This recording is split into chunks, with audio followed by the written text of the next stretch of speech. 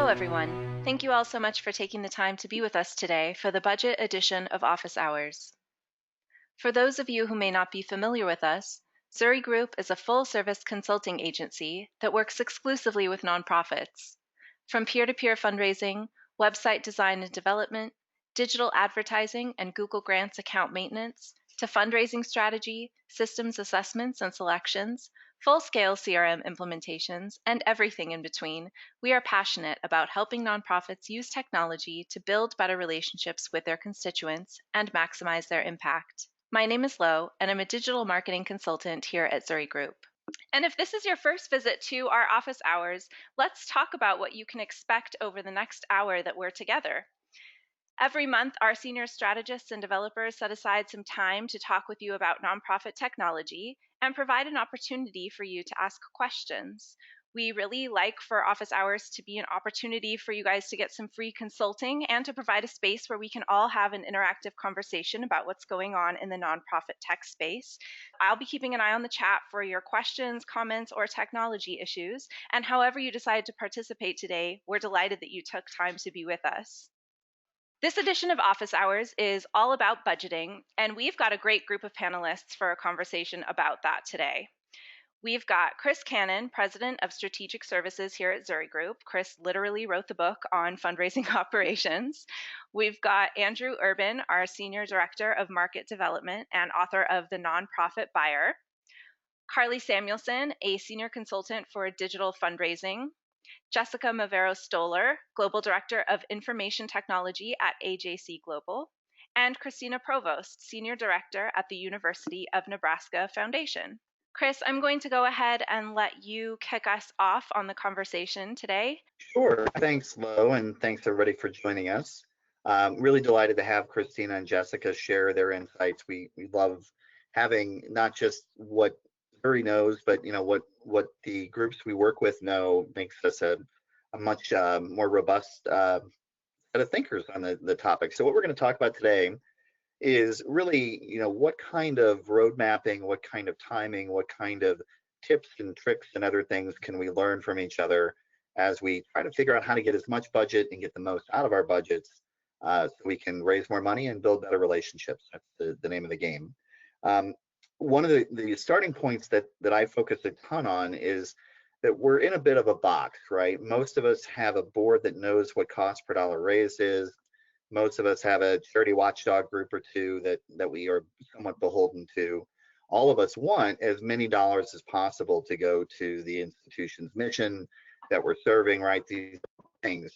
But what it really effectively means is we don't have a ton of money to spend on advancement technology at a time when data and analytics and AI and CRM are really buzzwords that every organization, every one of our board members has at the tip of their tongue. We don't tend to be able to spend anywhere close to what the for-profit world can spend to leverage what we have and to therefore, improve our campaigning, et cetera. So we're going to talk today about what kind of staffing, what kind of tech, what kind of support options are available, and really dive into therefore what we think are some good ways to leverage the budgets that you have, maximize the budgets you can get, et cetera. And I know Andrew has some kind of overall norms that he wanted to share that he's experienced in his 20 plus years of doing this work. So Andrew, jump in. Sure, thank you very much. I think one of the things that popped into my head as you were talking right there is the difference between working as in my past soulless for-profit days versus working with my wonderful nonprofit folks, is that you don't have the chance to go back for a second bite of the apple. You have to do things right the first time. And that leads into the budget conversation, because you have to make sure that you get the budget right, because you have to know that you get the project right, because there's not a second bucket of money to go back to if that project doesn't work. And that makes the budgeting process, I think, a lot more nervy than it might be for our for-profit counterparts who have a profit motive that or a competition motive that would have them be able to say, we're going to throw more money at this, perhaps. I think that's an interesting aspect to nonprofit budgeting compared to for-profit. Yeah, and just a quick aside, I often hear, and there's some data on this, 50% of all CM implementations fail. Not at the nonprofit space. We don't have the choice for it to fail, right? It's when you look at the Siebel and the Oracle and the other really big implementations at big companies, sometimes those do fail. If you're implementing CRM, it might not go great. You might wish you had an extra 5,000 hours to work on it, but you don't have a choice. You're right, Andrew.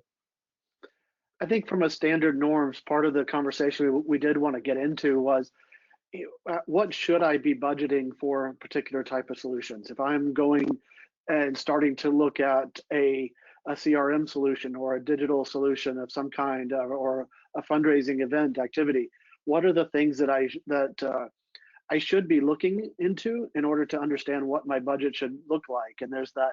We all tend to start from the either hopefully the outcome of where we want to be, but also how do I start looking for it, like the RFP, the process to get to that, to get there, and rather than what's our staffing look like, what does the funds, the amounts that we need to raise look like, all those kind of factors that go into what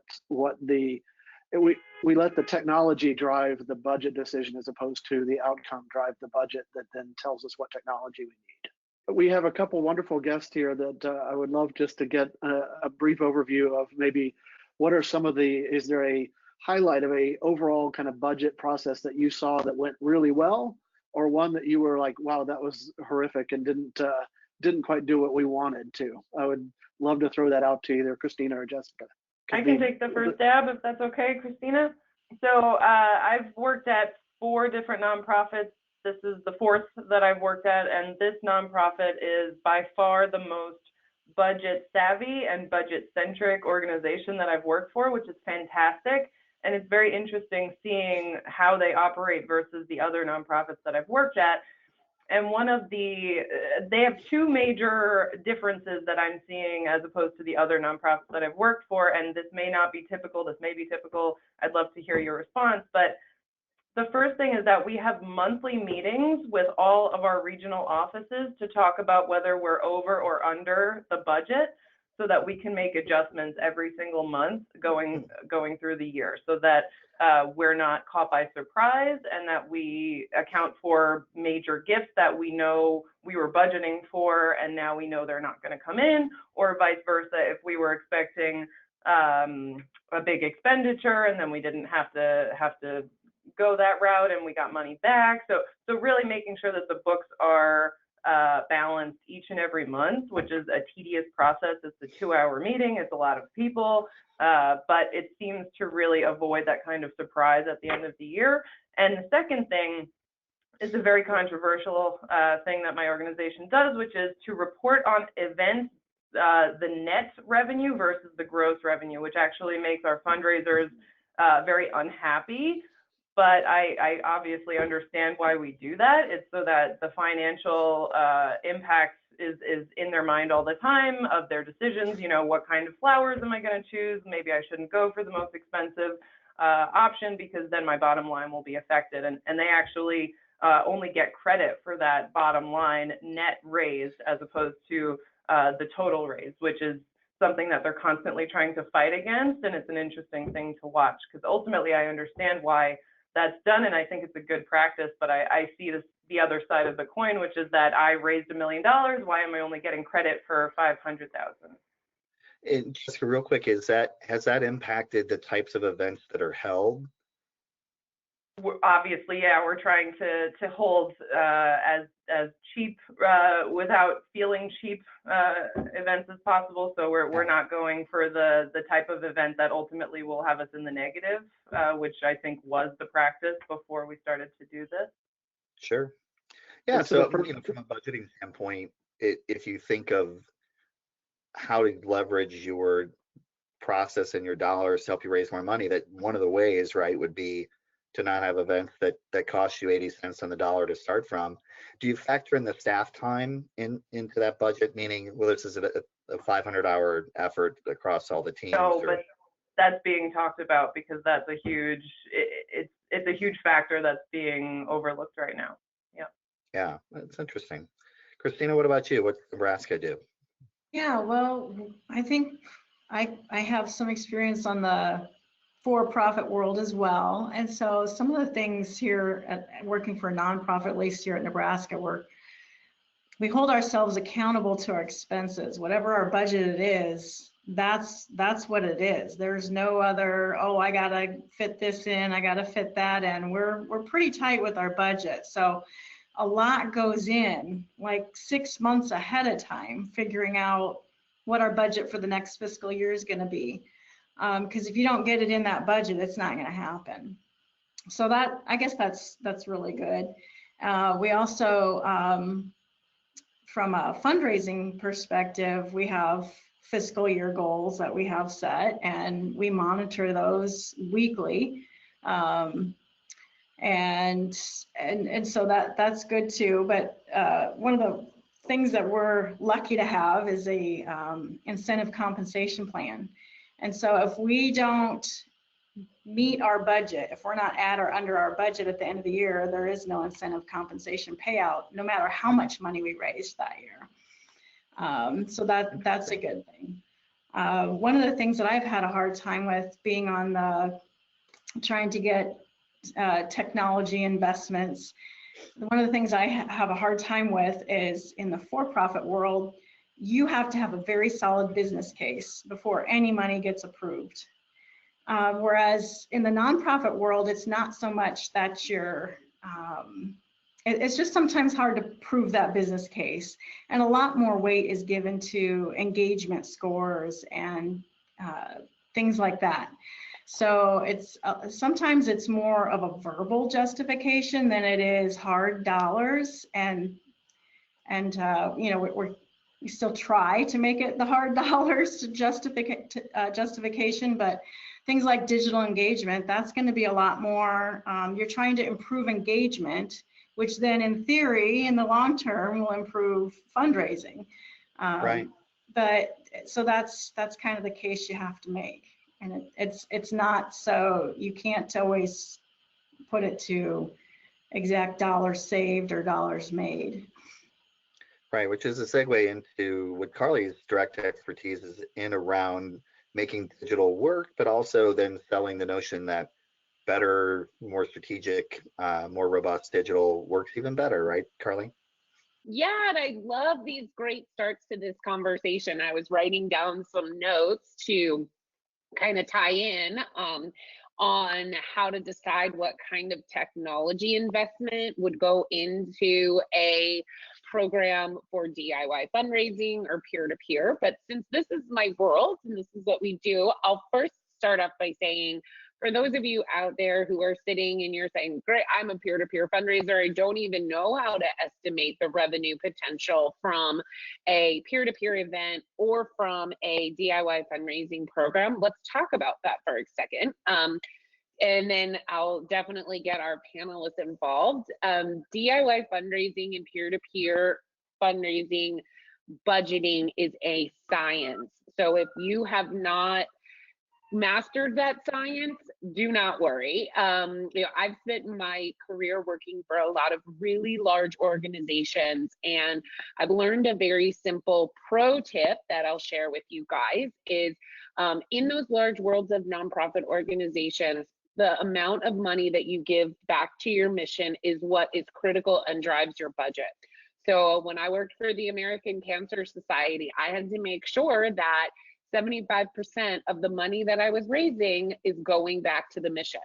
So when you have those guidelines in your programs, it makes budgeting very easy. With using an example on technology or thinking as a technology example on investment, and I recently was at an organization, a large organization that could spend a lot of money on technology, and we received a quote for a price for technology that was going to raise us money in the peer-to-peer fundraising space. And even before I brought it to my boss to approve the expense, I had to make sure that my potential to raise with this software was essentially 4 times what we were paying for it. And that was the first question I was asked. So you're going to pay $10,000 for this software.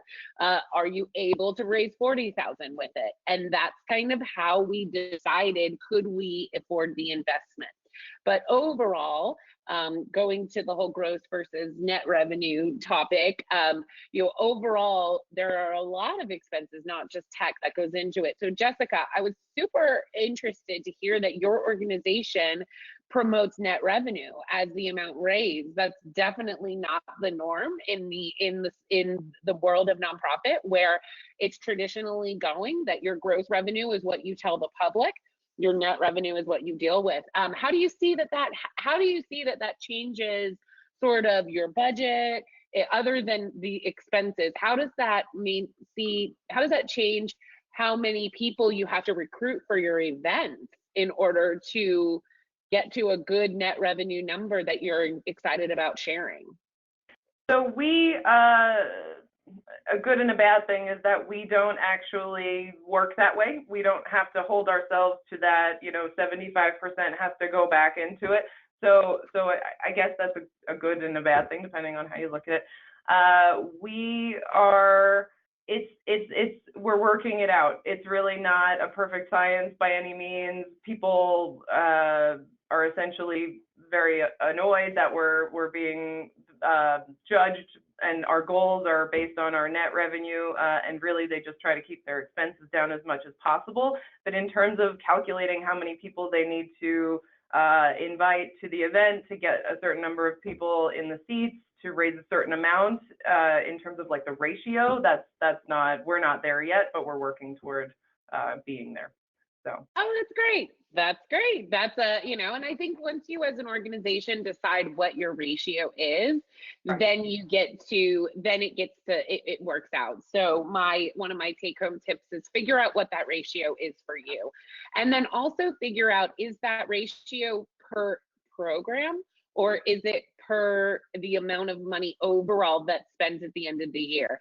And if you're right, feeling like my mind is blown there, that's getting into the nitty gritty. I was saying I could spend the full hour alone talking about budgeting for events. Yeah, so don't think that's getting in sort of in the weeds. I'm curious, Jessica, when you do events, what do you count as revenue, and how do you sort of budget for that? Meaning, are you counting revenue from ticket sales, revenue from fundraising participation, revenue? What rolls up into revenue for you when it comes to event and DIY? It is very black and white. There's not a lot of gray area. It's really ticket sales and donations made directly to that event. And then any fundraising around the event that's not directly allocated to it is considered something else. So there's an easy, good answer for that. Yeah. And I'm assuming things like corporate sponsorships would fall under revenue as well. Awesome. And then either Christina or Jessica, when you guys, and Christina, you work for a university, so I think DIY fundraising takes a little bit of a different turn. But for Jessica, when you look at a DIY fundraising campaign, that's people doing birthdays, memorial gifts, fundraising for hosting events, things like that. Do you do any budgeting around that, and how do you structure that? No, unfortunately we don't. That's where we're trying to get to. So this was a huge behavioral shift, kind of judging people based on the net versus gross, and this is the other stuff that needs to follow that major cultural shift in the way that people think about it. Yeah, so I'll give you a little pro tip before we move on to kind of other topics, and we can definitely dive in here more as we continue the conversation. But for DIY fundraising, for those of you out there who have a DIY fundraising program, let me kind of break down a little bit of how forecasting and budgeting and expectations sort of work there. National average is that a person who sets up a fundraising page for you and fundraises for you is going to raise roughly $500.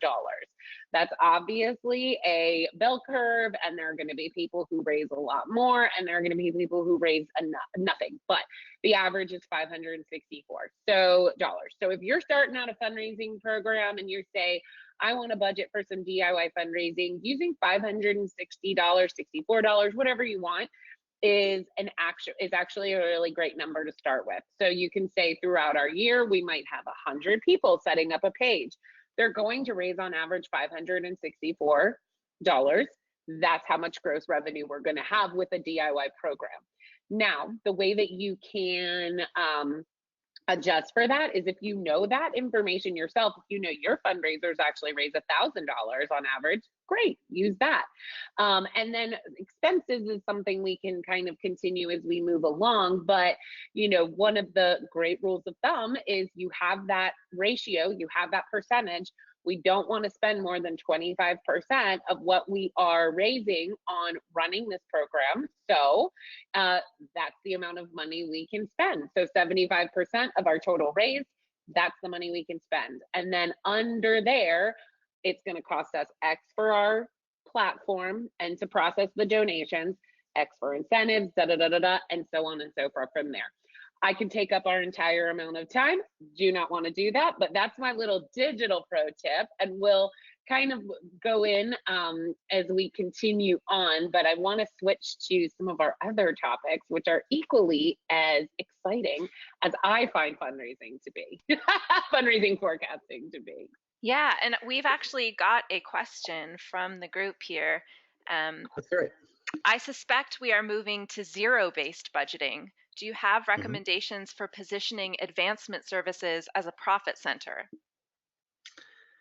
Boy, as a profit center, I've done this a fair bit. There are two ways to help in zero-based budgeting to at least, I think, properly reflect a zero-based approach around operating costs. Do you want to explain zero-based? Do you want to explain zero-based budgeting just for a second? So zero-based budgeting, for those of you that don't do it, is just building from $0 up to what you would like to spend per program or per GL account, essentially, and then justifying each of those expenses. And that those tend to mirror then the revenue results you expect per activity, per effort. And the tricky bit for operations is often it's, oh, we spend $1.7 million on staff and systems and subscriptions. We don't raise any money in gift processing, do we? And so the first thing I would argue, and I've argued this successfully, the first time I did this, incidentally, was, I will never forget it because it was a pain in the butt, was in 1999 at the St. Louis Zoo. In our budgeting process, I argued that all advancement services costs should be standardized across all of the major plan, annual, event, corporate and foundation fundraising efforts, and provided as an average against the revenue expected to be generated, meaning you can't raise any money in events if you don't have a database, and you can't raise any money in major gifts if you don't have prospect management, et cetera. And that went over, it took me a while to persuade folks of that, but it is particularly difficult. And frankly, you don't have the time or probably even the data to justify a different approach. That's part A. Part B, there are some ways to raise money, to indicate money being raised. And so things like matching giving, generating more money, things like having better email and phone number data can help in those regards too. So that those could be added to a revenue mix to show that operations isn't simply a cost center. But frankly, it's pretty hard to argue much beyond that. And so spreading that across all of your cost centers, all of your programs, is often a good way to handle that. And I'll sort of just jump in and add with this too, when you work for organizations that, we're very nonprofit organizations need that technology in order to increase their revenue. So CRM is a very, very important place to spend your budget if you don't have it, if you have money to spend, because like Chris and Andrew and our great panelists were saying, that is going to be what helps you not just keep information, but also analyze it for what is the average amount of money that we're receiving from a person? What is the average amount that somebody's raising for us? And so that investment of a CRM is a very important investment for your organization. And it is a great case can be made that it is part of what folds into fundraising budgeting from the standpoint of, if I don't know that data, I don't know where to recruit people, how to recruit people, what emails to send, what platforms to use. It's really important. It's a big deal. Yeah. Christina, have you guys zero-based budget? Yeah, thank you. We kind of do from a you know, not from a people perspective, but from anything new that you want, you kind of, we have like a project-based approach that you have to go through to prove what's your end goal, what are you going to need to get there, and you have to show a lot of thought into why you're asking for this extra thing for the budget. Yeah. Yeah, so hopefully that answers the zero-based budget question. And Christina just mentioned project-based budgeting, which is where we were heading next. So nice segue. And I apologize. I forgot I had a phone in this office because I just used my cell phone, and I had a voicemail message on a phone I forgot I had in this office. So that's why I was so confused, guys. I couldn't figure out where that voice was coming from for a second. Before we jump to project level budgeting, I want to go back to what Jessica was saying. She mentioned in her first answer about how you had weekly meetings or every 2 weeks or something, monthly meetings where you actually went through and you checked on whether or not a major gift was coming in, and then how that would impact the budget itself. And I just wanted to go back and give that its due, because I think that's a really impressive thing that you guys are doing, because it goes back to that whole piece that I was talking about at the very beginning. Surprises in a nonprofit budget are about the worst thing that you can have, whether it's an event or a general budget or a project. But I just thought it was really impressive that you guys do that, and I think that's a best practice that a lot of organizations should look and treat those kind of gifts as almost like a sales exercise. Is that something that's going to come in? Is that revenue that we can expect at a particular time? I just didn't know. Was there anything? I wanted to give you kudos for that, for one, for your team, but also didn't know if there was anything else you can elaborate about that.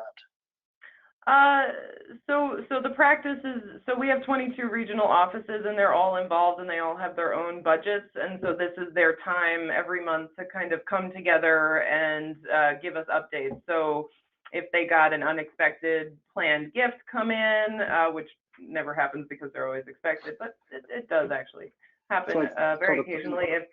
If they get a major gift that they didn't expect, they tell us so that we can up the budget. So that's just an interesting point to note, is that if you get, let's say your budget is $1 million and you're supposed to raise $1 million for your office, and you get a planned gift that's $1 million, you're still then held accountable. Your budget's now $2 million. So it's not as if you get a surprise gift and then you're putting your feet up and eating bonbons for the rest of the year. It's just that your budget goes up. So that's an interesting thing that you may have assumed otherwise. And then just letting us know if an event has fallen through and they're not getting an honoree in time, and the time is the event is quickly approaching and they're canceling it, that gets accounted for. And so it's just the budget's constantly going up and down, and I do think it's a really good practice, but it's been incredibly difficult to implement. So I want to be very clear that it took years of trying to push this through from the very, very top, from the CFO's level, to actually get it to become such a habit for people. But at this point, now that it is a habit, and now that people are revisiting the budget every month, it's fantastic. So I urge you to at least put the idea out there with your upper management to do something like that. Jessica, I love that. So as somebody who's worked for a bunch of organizations, and I don't want to, I know we want to continue on our topic and not belabor this point, but I've actually worked for organizations of all sizes, and I don't want to say believe it or not, because I think a lot of people on the phone call are sitting here being like, we don't talk about budget all the time. But I've worked in organizations that are nonprofits run very much like for-profits. And I've also worked for organizations who had no budget. So I do encourage everybody, if you're sitting there and you're like, I don't even know what I need to raise this year, I don't even need to know, do that. Let's have a conversation, because I've had to step into organizations and create budgets for myself. Because I'll be like, you might not necessarily understand it or care about it or have this whole system for it, but I do. And I want to be accountable for the donor dollars that I'm raising. So kudos to you guys, because I don't think that's the norm across the board. So Christina, Yeah. you had the natural segue for us to project level budgeting. Tell us what you were, can you elaborate a little bit on what you were talking about as far as project level budgeting and what you have to do? Yeah, so it's not necessarily like IT related projects, but if anybody has something okay. new they want to get done, you go through, you know, what's your overall goal for it and mapping out what you're going to need to accomplish it. And then you get to the dollars you need to get that done. So it's not necessarily like buying new software or hiring a new person. It could be something in a different area that you're just trying to do something new. And so that would be something different than base operation, I guess. Do you have a process that you go and it's basically Yeah, a there's return on like a investment type? template. There's a template for it that you go through, and you kind of go through it with on your own with your team, and then you propose it to your next level manager and on up. Jessica, do you have a similar type of process for that? And So I'm curious as how that works, and it's always interesting to me is that kind of process, and it's typically very similar between organizations, but there's always unique areas, and I'm always curious as to what people would like to change in how somebody asks or has to justify those kind of things. Yeah, we have a very similar process where we basically submit a template and we have to justify and we have to make statements about what we think it's going to cost, and then they actually encourage us to ask for 20% more than what we actually think it's going to cost, especially if it's a tech project. So I just put in a budget proposal for a project that I'm about to embark on, and we did put a 20% contingency padding on it, and then the board ultimately has to approve that or not. I've never seen it not get approved, but it is a budgetary board approval process. What are the kind of things that are asked about in the templates? Is it staff hours? Is it software license purchases, project time? All of it. It's a very, very thorough template. We're asked about, new staff, if new staff is required, existing staff, what hours are going to be allocated to the project. So we do try to incorporate staff hours and not just bottom line financial information. We're asked to very thoroughly give a project plan, essentially. So walk through the milestones of the project. So really, as much information as you have at that point, you're asked to provide in a packet to the board. I'm trying to think if there was anything else. It was just a lot of a giant Excel spreadsheet, basically, and a giant Word document with your project plan. And I imagine, Jessica, in there too, and probably Christina as well, you guys also have to estimate marketing expenses for whatever you're working on too. Did those roll up into your projects? Is that part of your project projection? Yes, and to me, that's a very difficult thing to estimate. I'd love to hear your thoughts on that, but it feels a little bit like a black hole to me. Yeah, this is another question that's come in from the group as well. So maybe we can send this to both Carly and Chris and Andrew. Could you talk about how advancement offices should budget for communications, marketing, graphic design, outsourcing, and wading into new and emergent tech and social media? Carly, is that a great question? Carly, is that a 50% ad contingency? Yeah, it is, y'all. It's part of that whole beautiful, that whole beautiful mess that we were talking about. Yeah, and this is a hard place, especially when you're getting to the fact, and I have worked in this scenario, I have been where you guys are sitting, where marketing dollars you budget for, and you have to use them, correct? No matter what, you're going to have to do all of these new things. And what if those marketing dollars doesn't work? And now there's nobody at your event. which would be a horrible thing to happen and doesn't normally. But yeah, this is a really, really hard part of the budget process, and definitely something that is where the science of it comes in. And so I'll give you a very quick overview of what I do when I'm looking for budgets. Remember, again, I create my, if my organization doesn't have one, I create my own ratio. I want my program to be 75% of the money that I'm raising coming back to the mission. So that means no more than 25 on expenses, 25% that is. And then I look at what my number is and I figure it out from there. And it's a lot of plugging and prodding.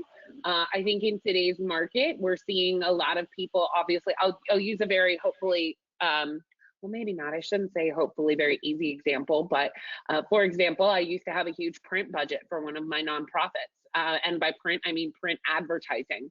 But as we're seeing that's shifting away from being as not, don't give up on it, but there's other places first. So one year in my marketing strategy, I realized that, you know, print, probably we didn't need to spend that much money, but we needed to spend it. So I shifted it from a print advertising scenario to a digital online solution.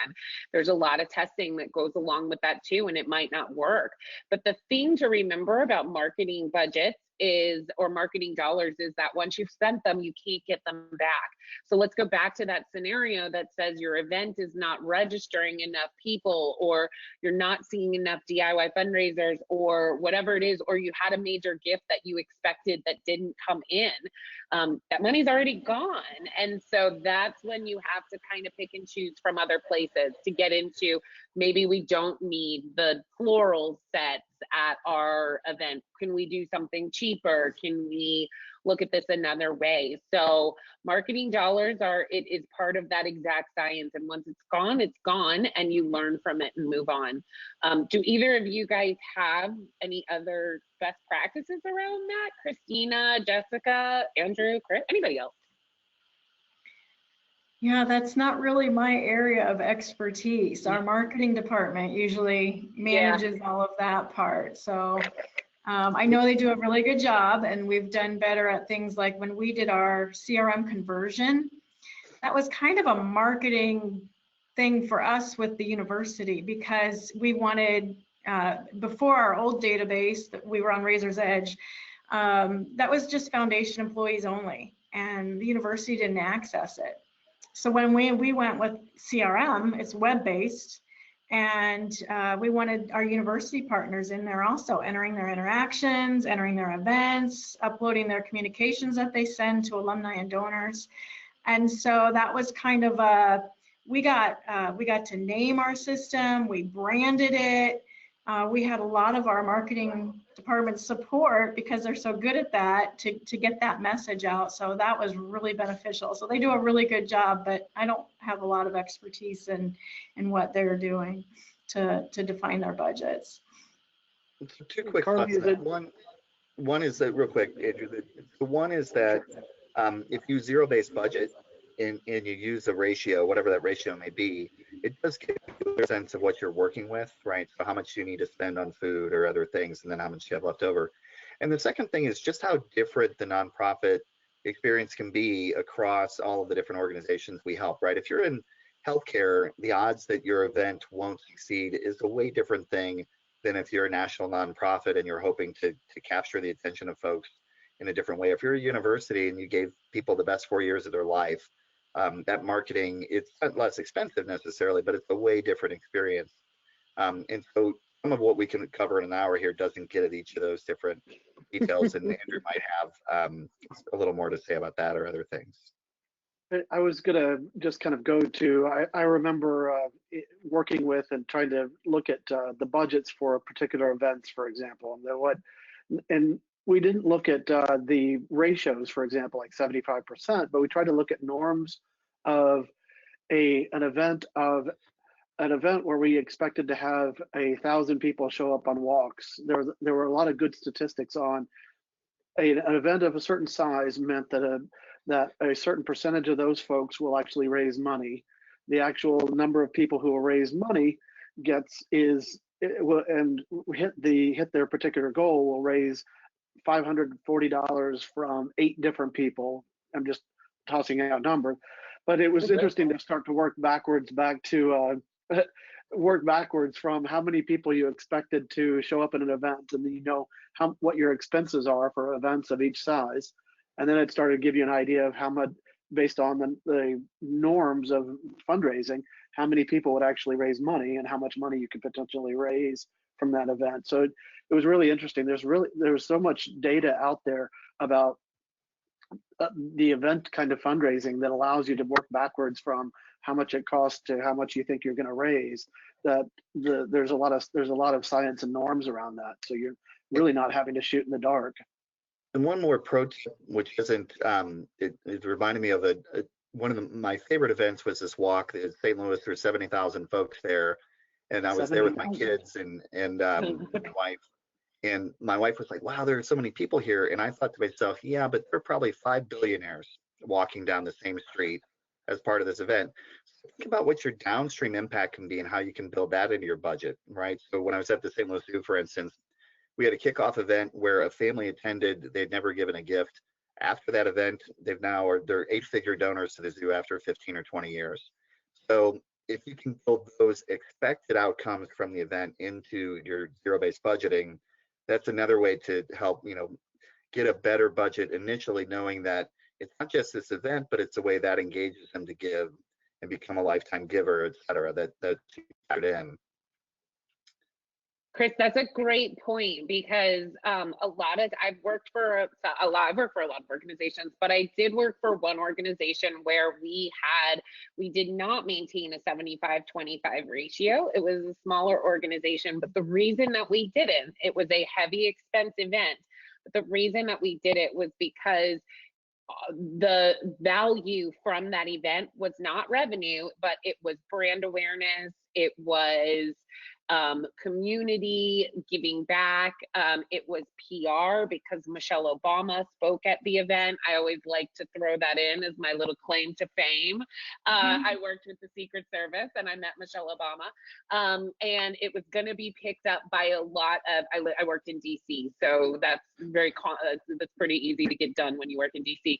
But all these things, and so it was, at the end of the day, we did not make money on the event, but the value add was not, it wasn't transactional. It was the potential down the line. And I highly love Chris's comment that when you have an event that maybe isn't meeting enough revenue potential, it all is not lost, because you never know who's going to step into that event. You never know who's going to be touched by your mission, and you never know what that person is going to turn around and do. So that's a great point as well.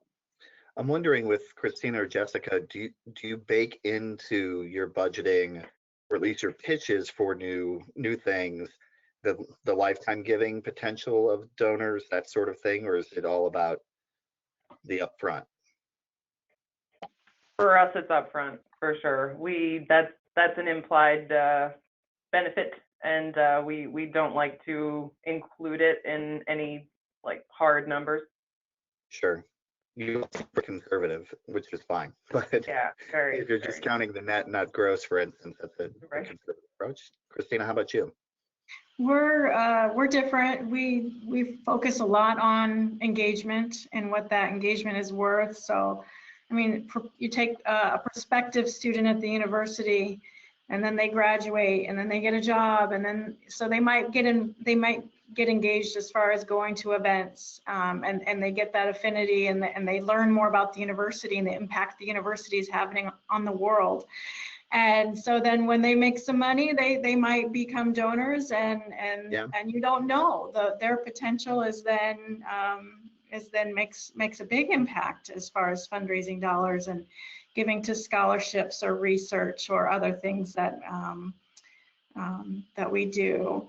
And so we recently put in place a constituent engagement score. So we're going to watch that for a while. And then maybe we'll be able to someday tie with our new database, we'll be able to tie some correlation between that engagement score and giving. But we don't necessarily have a number for that lifetime giving value of a donor or a constituent, but we hope someday to kind of tie that engagement to fundraising dollars. Sure. And so let's that new system here, as you mentioned, Blackfoot CRM. Let's talk a little bit about project level budgeting. I know Andrew has had a ton of experience here.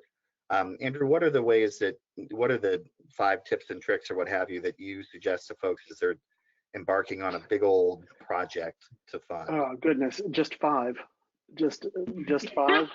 You can have subparts. Subparts. When you're getting into, I think it's, and I'm sure you both have experience in this, but that's where we were starting a bit with that template where you're talking about what are the, to me, budgets are values and priorities. And that translates into when you're looking at a tech solution, it's not necessarily what that solution can technically do, which is obviously important, but it's what it allows you to achieve and the outcomes and the priorities that match to that. And so I like to talk about return on mission instead of a return on investment, where the return on mission is a combination of what investment are we trying to make in a particular solution, and how is that investment then going to impact that mission. So when I hear, Christina, you talking about the giving score matched to what and then tracking that to data, that's a budget decision priority that you made to get that score that then can tie back to another budget decision of things you might want to spend on to engage those particular donors because of the results you see.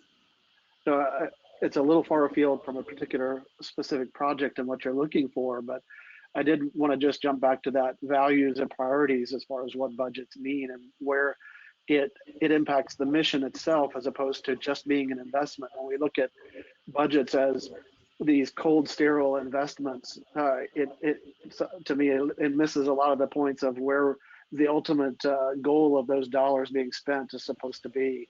So I loved hearing that you did have that template of what are we trying to do with this and what's the impact on that. And I think I like the term, the return on mission that I created as far as my consulting work, but because it encapsulated that idea and taking it out of that borrowed for-profit term of investment, because the investment is only a portion of what we really care about, but it's the mission impact of what that investment does.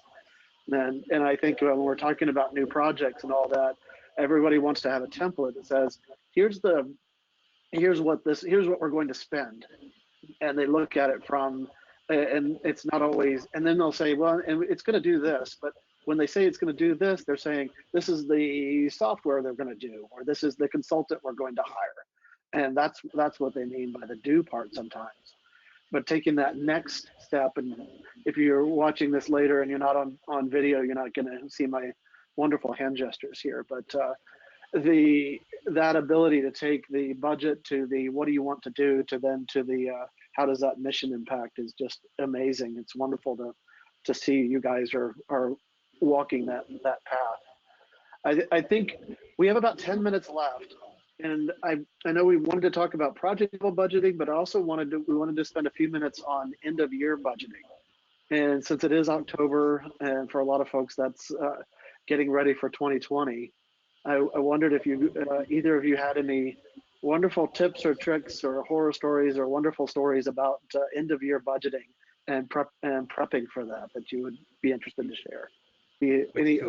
So our end of year budgeting is not that different from our rest of the year budgeting because we're constantly revisiting the budget. So we budget for a lot more marketing around the end of the year, a lot more direct mail, a lot more, Facebook ads and things like that. But we essentially have it, knock on all the wood, we have it down to a perfect science-ish as much as it can be based on prior years.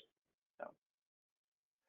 When you're getting ready for the process, what are some of the things that, I mean, you revisit it every year, but do you have anything different in prepping for looking at the annual part of it, or is that just a continuation of your every month?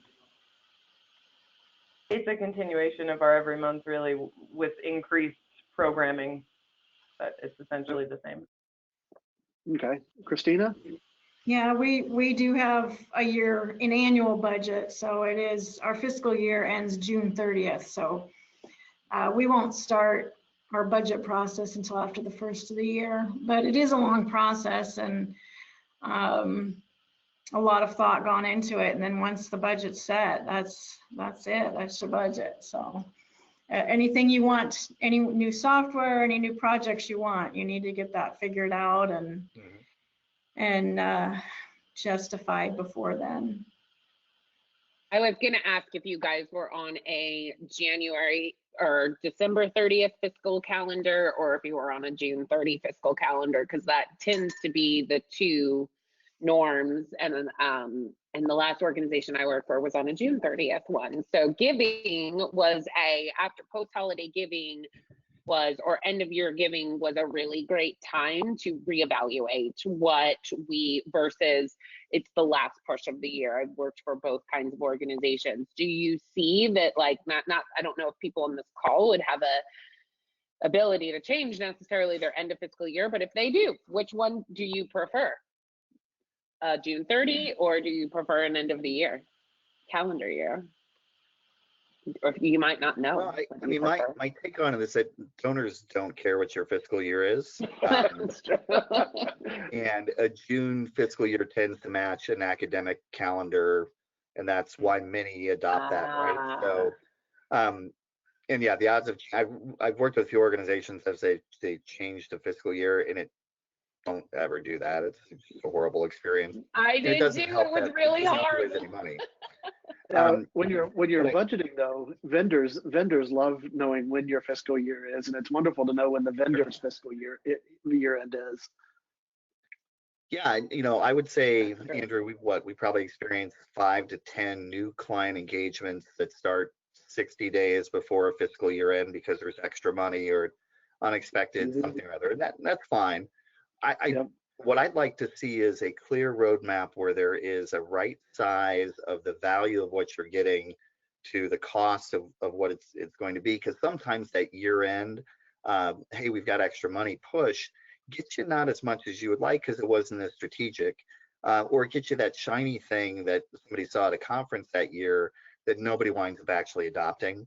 And if you can avoid that and make it into a more long-term strategic investment, that tends to go a lot longer. It has a much bigger impact in the long run. I know the year-end giving, the big push for people to get their year-end giving in by us having our fiscal year end June 30th. That's not such a stressful. I mean, it's still stressful because we've got a high volume of gifts coming in, but it's not like, oh, the books have, the books have to close, certain time right after December 31st. So it helps a little bit with that, I think. That's my comment too, is just, I've worked in both June ending fiscal year and December, and I see the benefit of both, and I see the stress level amped up when you have it aligned with the calendar year, because you have to close the books in a certain amount of time and then set the budget for the next year, and it all feels very cramped together. So although it's harder to keep it straight in your head when you've got a fiscal year that doesn't match the calendar year, I think the December, January experience internally is a lot better when you've got the June fiscal year. From the budget, I know I joked about it, but from a budget, have you ever utilized a vendor's fiscal end of year to make a purchase and gain additional? Look at that smile and head nod. Oh yeah, definitely. That's a good tip. And Chris, what you said was really critical and important, because I used to consult for a client, and we ended up in a situation, Chris, that you just suggested, or that you just presented, that it's coming to the end of your fiscal year and you are like stacked with cash, which wouldn't we all like to be like that? I would personally, but and so we chose a bunch of marketing tactics that we could just throw a bunch of money at, and because it wasn't strategic, it was kind of a waste of money. Don't tell them I said that, but it was. But that is it does tend to happen that way. I think we've got about 3 minutes left. This hour has flown by. It's been wonderful. All right. What bits of wisdom would you want to leave our audience with? Anything particular, Christina or Jessica, that you would want to leave people with? This is very in the weeds, but when you're doing a tech project budget, make sure you account for when the software you're replacing, when that expires, because you could have overlap and end up paying for the same software twice, the old software and the new software. So just account for that. Don't let that surprise you. Good point. Christina, any ideas there? Just to reiterate about the value of engagement as well as the hard fundraising dollars. I have one final thought, and it's one of my favorite books right now. It's called How to Not Be Wrong. And the reason I bring this up is what I tend to find, Jessica, you mentioned the CFOs driving the bus on some of these things, which is fine. We give the book, give the name of the book. What's that? I don't think the video is going to be on the recording. Oh, sure. Sorry. It's How Not to Be Wrong, The Power of Mathematical Thinking by Jordan Ellenberg. The reason I bring this up is that knowing your numbers really empowers you to make the best case and to pivot and to just be really present in all these conversations. And so if you can simply just estimate and know roughly where you're at and know what the impact of an extra $10,000 would be or whatever that is, you really gain a lot of power in your conversations to then maybe drive some more investment in things will make the biggest impact. So the reason I like this book is that it gives you a couple dozen ways to think about, I'm not a mathematician, but I can estimate pretty well. And estimation comes from thinking about the numbers broadly, which is part of the main theme of that book. So I'd highly recommend that. As mundane as budgeting is, the better handle you have on the numbers, the more you tend to get out of those conversations. I'll throw one in really quickly, and I'm gonna just piggyback off of what Chris said about understanding and knowing your budget. So for those of you who are on the call that are like me, a nonprofit fundraiser, when you work in a nonprofit, we're not selling. Our success isn't measured by how much we've sold, it's measured by how much we raise. And I always encourage nonprofit professionals, whether you are just doing one event, whether you're leading a team, or whether you are whatever it is, know your numbers, know your value. And if it's nothing else, just create an Excel spreadsheet that shows this is what I think is going to happen, and this is how much I've spent this year. It'll really impress your boss if you are able to go in and say, I know exactly my value to this organization. I know this program's value to this organization. And I also know that it might not look as good as it should on paper, but it's because we're doing engagement. It's because we're doing this. You will wow everybody within your organization, and just take a little bit of control over that, because it's your business and that's how you are successful in it. I know we're running at the end of our time. We are. I just want to thank all of you so much for hosting this discussion today, Jessica, Christina, Carly, Chris, and Andrew. And thanks to everybody that joined the discussion and asked such great questions. Next month's office hours is going to be all about the specific technology challenges that child sponsorship organizations face and how they can best leverage their CRM to support their programs. If you have a question that you'd like to see answered, maybe one that we didn't get to today, a topic or issue that you'd like to see us cover in an upcoming session, or if you'd like to join us as a panelist, please email me at officehours@zurigroup.com. And we'll see you next month. Thanks again, everyone.